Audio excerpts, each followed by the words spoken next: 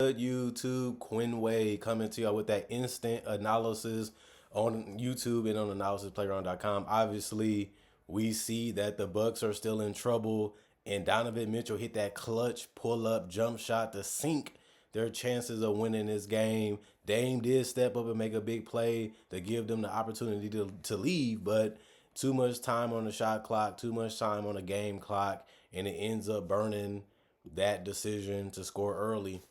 But I will say this was a competitive game. The Cavaliers improved to 7-0 and 4-0 on the road. The Bucks only won one game in this season, and it just doesn't make sense when you look at the team that they have. But it just comes back to effort and energy and knowing how to execute what you're trying to do as a team. And the Bucks are still struggling with that. Um, but Milwaukee, 38-30 in the first quarter, they looked like they came on strong. It looked like they had a lot of things figured out, and it looked like they was really relishing in their role and really playing well. And then the second quarter happened, where the defense of the Cavs to me picked up a little bit. 31 points for the Cavs and 24 points for the Bucks, and the Cavs to continue that 26-22 in the third quarter, and they held the Bucks under 30 again, 29-27. The Bucks did outscore them, but by then it didn't matter because the Cavs had the lead by the end of the game, and Donovan Mitchell gets a lot of credit for that, and they just stay undefeated, and they played very well as a team on both ends of the court, and the Bucks just try to bring their A game a little too late. Dean Wade, 8 points, +6 and plus minus, three personal foul, one turnover, one steal, two assists, four rebounds. One of was offensive, 2 of 7 from three, 3 of 8 from the field. I like what Dean Wade has done for this team, being a legit starter. And he does some other things like rebounding and keeping the ball moving and being a guy that can hit shots when he's open. Just a finisher type of player. Evan Mobley looks still good. 7 of 13 from the field, 0 of 1 from three, 7 rebounds, one of was offensive, 5 assists, one turnover, four personal fouls, -2 and plus minus 14 points. Jared Allen, 6 of 10 from the field, all dunks, but he also got to the free throw line. He was 3 of 6 from the free throw line. He had 12 rebounds, and two of them out of that was offensive. He finished with 15 points, so he had a double double, 1 assist, one steal, two turnovers, two personal fouls, -12 and plus minus. Darius Garland, he didn't shoot a lot of shots tonight, but he was 5 of 13 from the field. He was also 1 of 5 from three. He didn't get to the free throw line, but he did have those 10 assists to go along with those 11 points. And he had two offensive rebounds out of those three rebounds that he had, and two personal fouls, -2 and plus minus. This is the type of game he might have to have for this team to continue to function the right way, because Darius Garland don't really need to score. He just got to make open shots and keep the ball moving or set up guys for easy opportunity, even in transition.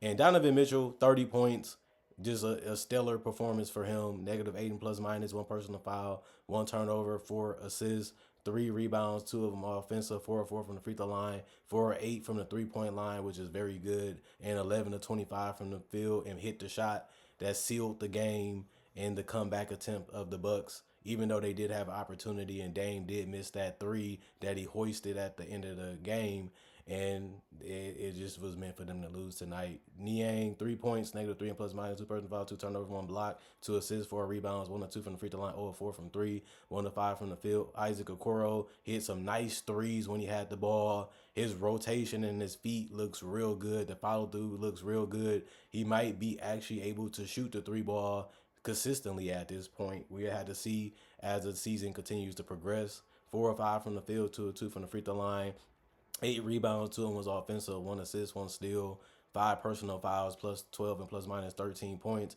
Ty Jerome, 1 of 2 from the field, 1 of 1 from the free throw line, 2 rebounds, 3 assists, one personal foul, +2 and plus minus 3 points. Sam Merrill, 6 of 10 from the field. He was 5 of 9 from three, and they really needed that. One rebound, one assist, one block, +6 and plus minus 17 points.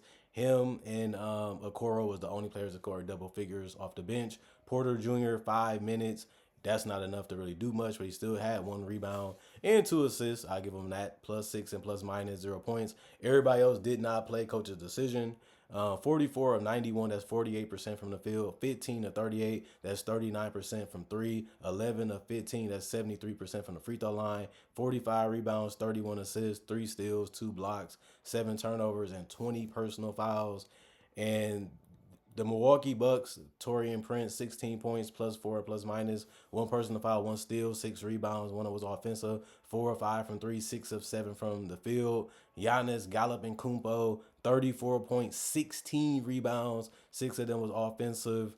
He did have 5 personal fouls though, which is uncharacteristic of him. He also had 9 assists. He was breaking the ball up, pushing the ball, forcing them to defend him, and using that as a way to kick out the ball or just making a correct play if he can't finish, which is something that he shows that he can do. He just did it more tonight. It's not really a surprise that it happened that way. One steal and 4 of 7 from the free throw line for Giannis, and he was 15 of 27 from the field. Not really a surprise with the type of performance like that. Lopez, 6 points, plus 10 and plus minus. 2 personal fouls, 3 turnovers, 2 blocks, 2 assists, 6 rebounds. 2 of them was offensive. 2 of 7 from three. It was only his field. Them the only attempts he took. Damian Lillard was 13 of 24. He was 10 of 15 from the 3-point line, and he was 5 of 8 from the free throw. He did have 4 rebounds. He also had 9 assists, like Giannis. He had 1 block and 1 turnover, 4 personal fouls, plus three, plus minus 41 points. That was game high tonight for both teams. Gary Trent was 1 of 10. He's still struggling. 1 of 7 from three. 1 rebound, 1 assist, 1 steal, 3 turnovers, 3 personal fouls, plus 8 and plus minus 3 points. And he's struggling defensively. Him and Dame. It's like they're both trying to get in a rhythm and trying to get in their groove and trying to show that they can play together and they can work out this funk that they've been in. But I mean, if you're struggling to score and you're struggling defensively, it's really hard to win. At least Dame was able to assert himself more and play better this game, but it still wasn't enough for them to get the win. Bobby Portis, 10 points, 8 rebounds, another great game from him like usual. 2 turnovers, 2 personal fouls, -16 and plus minus. 0 of 2 from three, 5 of 10 from the field, 50%. You'll take that, especially in 20 minutes. Connaughton didn't play enough, but he did have 2 rebounds, 2 assists, 1 personal foul, -6 and plus minus 0 points. Wright was 0 of 1 from the field in 17 minutes. That just can't happen. 1 rebound, 1 turnover, 2 personal foul, -5 and plus minus. And Jackson was 1 of 3 from the field, 1 of 2 from three, 1 rebound, 1 assist, 3 turnovers, 3 personal fouls, -8 plus minus 3 points. Did not plays on the rest of these guys. 43 of 89 from the field, that's 48%. 18 of 39, that's 46%. 9 of 15, that's 60%. 46 rebounds, 24 assists, 3 steals, 3 blocks, 13 turnovers, and 23 personal fouls. That's what we have seen from the Bucks pretty much every game they have played right now. Is it time to panic is going to be a popular question since I do live in Wisconsin and born in Wisconsin, in the beautiful Glendale, Wisconsin, the village of River Hills. And I would say the Bucks, it is. It's time to say, what can we really do? We're not beating the teams that we're supposed to beat. We're not beating teams that we should be competing against.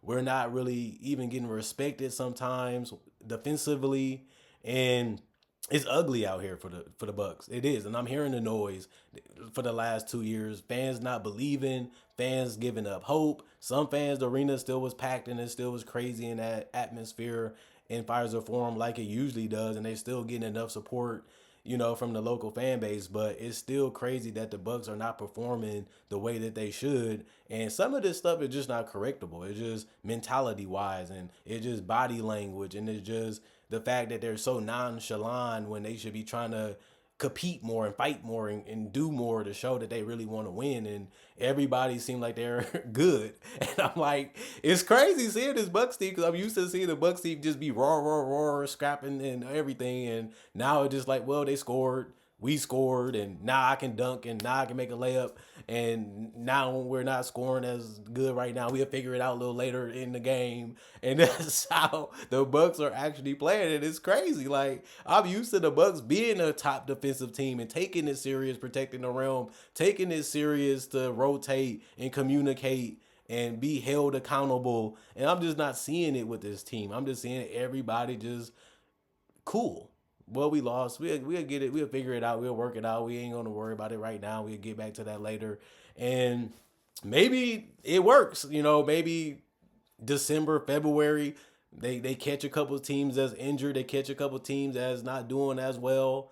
and they take advantage of it. And next thing we know, we're looking at the Bucks being a 45, 47 win team, and we just say they made the playoffs because they took care of business, and it's cool. But I don't think Doc Rivers can survive if they play this way and still be a head coach on this team. And not only that, I just feel that if they're going to continue to play this way, it do make you want to blow it up. Like, if this is what we're going to be and this is how we're going to conduct ourselves on and off the court, then what are we really doing? And it's sad because Dame felt that if he had LaMarcus Aldridge, they would have won a championship. And I always felt that Dame wasn't a number one. I don't think you can lead a team to a championship with Dame as your best player. I always felt like that way, even in Portland. And they was making the playoffs every year, and they only really had one real run to the in playoffs. Really, nothing else after that. So I don't really think you can win with Dame as your number one. Giannis has proven that you can win with him as the best player on the floor, and I see that you still could because he's still dominant. You can't stop the guy, and he does cause a lot of attention so guys can get open. And you would like to have a Gary Trent or a Middleton or a Dame or a Lopez to be able to be the beneficiaries of those passes like we seen tonight, because those guys are respectable from three at their positions and they're able to put the ball on the floor and do something else, which is what you want around Giannis. So the roster construction in theory does make sense on paper, and the mentality that this should be enough for us to win. And this is where Doc Rivers would shine because he's good at making the plays and calling plays and making plays for the role players to be good in their role and not really doing much after that. And Giannis is an unselfish superstar. He'll score because he wants to and he has to, but he also doesn't mind having other people shine like we seen in the playoffs before, even when they had a championship run. Drew Holiday had time to shine. Middleton had his time to shine, and they were still able to win games, and they were still able to get it done at a championship level. So this team, to me, is just one of the toughest teams to watch because you just know that they're capable of doing and being better, and it just don't seem like the buttons are being pushed. Like, we watching a team that's 1-5 now, and we wondering what is this team really doing out there sometimes, and they're even losing at home. And this is just uncharacteristics of the Bucks since Giannis has evolved into a superstar. And I can see why you would say I would get traded because they got to put the blame on somebody. And I also thought that they shouldn't got rid of Budenholzer because he was one of the best coaches and he's already onto his winning ways with the Suns. And I think that losing Budenholzer for Doc Rivers is a downgrade. But I also felt that way about the coach before Doc Rivers, Griffin. So I thought Griffin was a downgrade. I thought Doc Rivers was a downgrade. And now you got to find somebody that could be better than Doc Rivers and Budenholzer, or somebody that's in the middle. And I feel like that's the problem. It's not really any great candidates that's available that's interested in taking this job that can really turn around this team in a season where it has already started. And we seen the same thing last year. So it's better off possibly to just ride it out with Doc Rivers. And Bucks fans really don't want to hear it because they don't think he's the coach for them. And it's obviously not their decision. It's John Horst's decision and the Bucks organization decision. But the fans are going to let their voices be heard. But it's tough to watch the Bucks. I'm not a Bucks fan, but I just live in Wisconsin. So they ask me a lot of Bucks questions. And people always want to know what I think. And that's the purpose of this channel. And I'm just looking at the Bucks fan like, I hear you.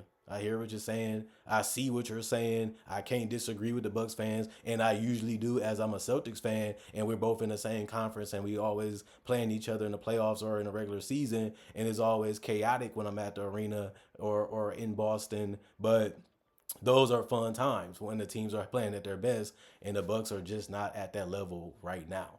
You know, the Celtics are still at another level, and the Bucks are middling. You know, they're still going to be competitive. They're still going to possibly be a playoff team. I'm not going to go that far, but it is time to say, what are we? What are we really doing? And even Giannis is saying we don't even have no identity, and it's true.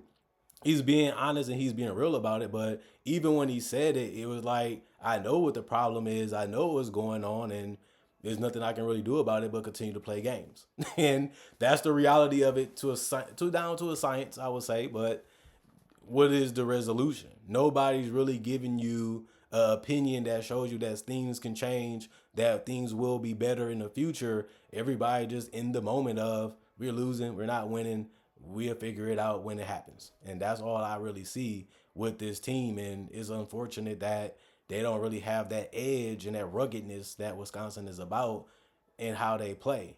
and they used to be one of the greatest defensive teams. Obviously, Giannis was one of the greatest defenders. The same with Brook Lopez, and they both are here. Maybe they're older. Maybe they got a little softer because of the kids, or because of the women, or because of the fact that they had a championship hangover. And people always coming out, hey, we won one. I don't really see the fans even saying we're gonna get another one. And they have one of the top five, top three best players in the world, and Giannis Antetokounmpo still in his prime. And now they're talking about getting rid of him, and he's talking about Mike getting traded, and you're in your prime with a great team around you, talent wise. No way I would accept that if I'm a Bucks fan. No way I would accept that if I'm Giannis, because I still feel like I'm that guy, which he has shown even tonight. So I'm not really interested in really hearing that we're going to just blow it all up and give it all up. That is like me saying we should get rid of Jason Tatum and Jaylen Brown for draft picks to get another 6 years of rebuilding, which could actually lead to nothing at the same time, because it's nothing guaranteed in the world. So just because you get a top pick, like we done seen with Ricochet, he's not a franchise altering franchise player, but a lot of those guys in the draft showing the same thing this year. So you might get a weak draft. You might not get the pick you want, which is always how the draft goes anyway. So you better off, like I said in a video prior, riding it out with Giannis. There's no way you can compete when you know Giannis is one of the best players. This is the best way to go about it and keep him as long as you can keep him, make him as happy as you can make him, and try to work out the kinks and try to get back to contending. I think that's what they're going to do. There's no rush to make a radical decision in a 10 game or less season so far, but the Bucks gotta be more edgy. They have to be more forceful. They just can't just ride the coattail of Giannis and Dame and not do their part too as a team, even defensively. And yet we already knew that Dame would be a problem defensively, as he is older and never been a great defender in his career. And most point guards are the smallest players on the court, so it makes sense, especially in a switch happy offense that the teams in the league implement a lot. It's just a lot to just digest watching the Bucks just start to see the demise of. We got to the top and we didn't really get our full respect. We didn't really get our full credit from around the league, but Giannis did. And now it's just like everybody just playing and hooping just because they got to pay bills, just because they like this lifestyle, and they already got it because their contract's locked in, and we're all good. That's what the Bucks are playing like, if I had to be honest, if I had to put it in a phrase. But comment, like, subscribe, share, hit the notification bell for more analysis. And if you like videos like this, I make NBA content only. And I also will say I do make breakdowns of legends, regular players, and also rookies. And I also will say, if you love this content, you've been part of the channel, check the channel frequently throughout the day, because it might be some content you may have missed that you may was too busy to see and you wanted to see. So I'm just reminding you to check frequently so you can get the content that you want to see. Y'all love hearing it, y'all love me making it, and y'all love watching it. That's the win-win, and that's what keeps the channel going. And I love y'all for that. I know y'all got love for me because y'all always checking on the content. So I'll just talk to y'all a little later today with the other games that I got in mind of doing some analysis on, and we can keep it pushing for Sunday, hopefully.